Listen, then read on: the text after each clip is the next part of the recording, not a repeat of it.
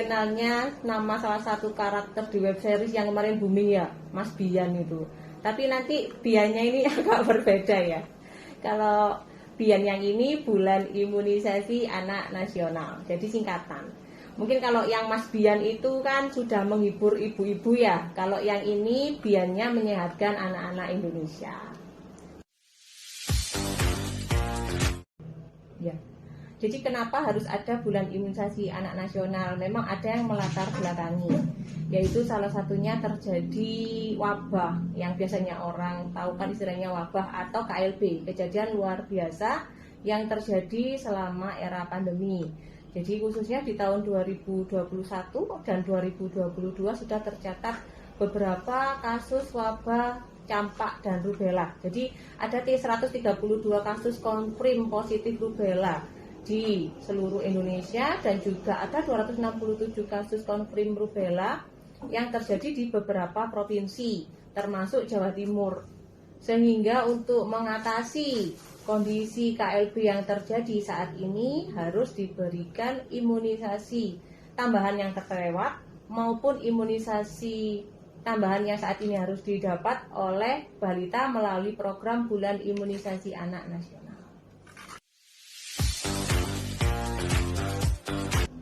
Ya, jadi nanti pada pelaksanaan Bulan Imunisasi Anak Nasional ini tidak hanya ada satu jenis kegiatan saja, tapi ada dua jenis kegiatan. Yang pertama yaitu imunisasi kejar, kemudian yang kedua ada kegiatan kampanye MR.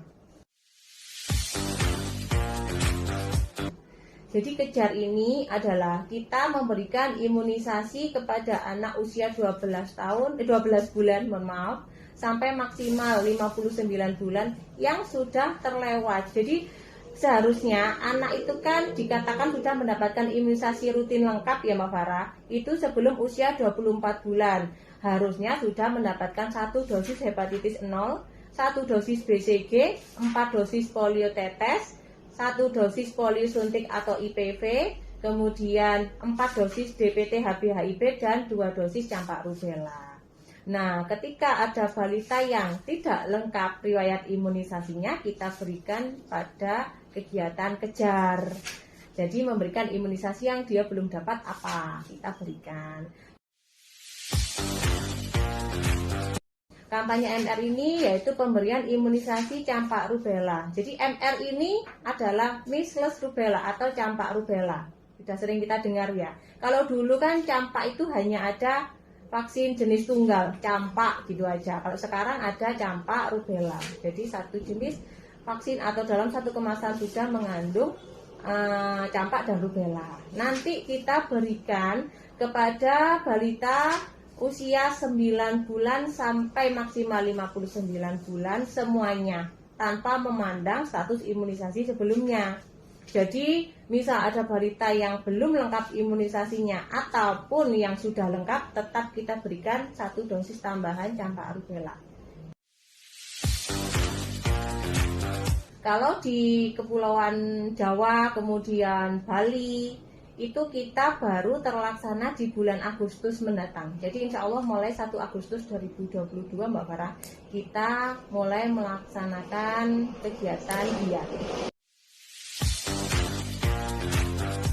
Bagi bunda-bunda yang rumahnya berdomisili di wilayah kerja Puskesmas Janti, yaitu meliputi Kelurahan Sukun, Kelurahan Tanjung Rejo, dan Kelurahan Bandung Rejosari, nanti pelaksanaan ada di masing-masing posyandu.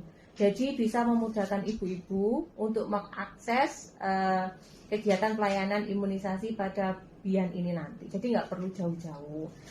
Cuma mungkin nanti ada beberapa posyandu yang di merger ya, jadi mungkin ada 1-2 pos yang berdekatan, kemudian jumlah balitanya nggak begitu banyak, jadi kita jadikan satu tempat. Karena kita juga harus memperhatikan efektivitas penggunaan vaksin, gitu ya, menyesuaikan dengan jumlah tenaga vaksinator. Nah, nanti ibu-ibu bayi balita ini nanti akan mendapat undangan. Jadi ada undangannya Mbak Farah, undangan yang ada tanda tangannya Bapak Wali Kota. Nanti diberikan oleh ibu kader, nanti tertulis nama balitanya, kemudian jadwalnya kapan, waktunya, dan juga tempat. Jadi nggak perlu khawatir nanti kalau nggak tahu informasi, Bian bisa tanya kepada Bukader yang ada di wilayah. Insya Allah nanti undangan akan segera diberikan kepada bunda-bunda yang bisa mengajak anaknya untuk ikut mensukseskan program Bian.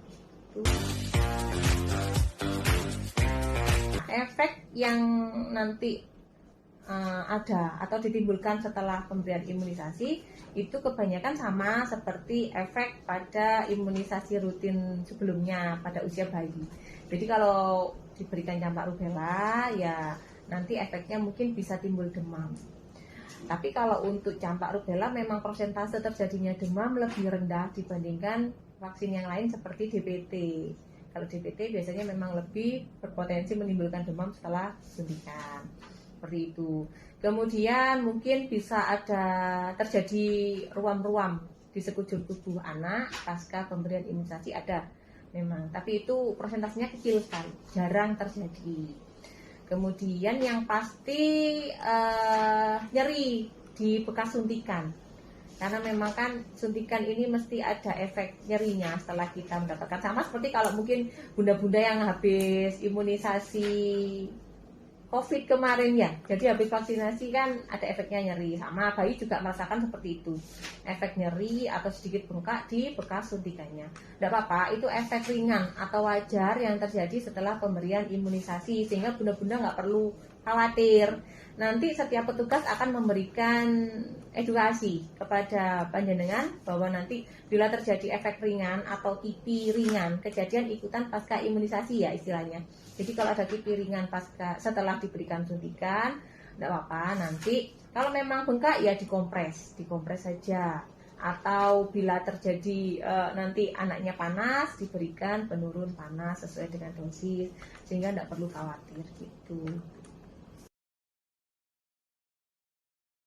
Untuk mencegah terjadinya KLB yang lebih besar nanti di kemudian hari.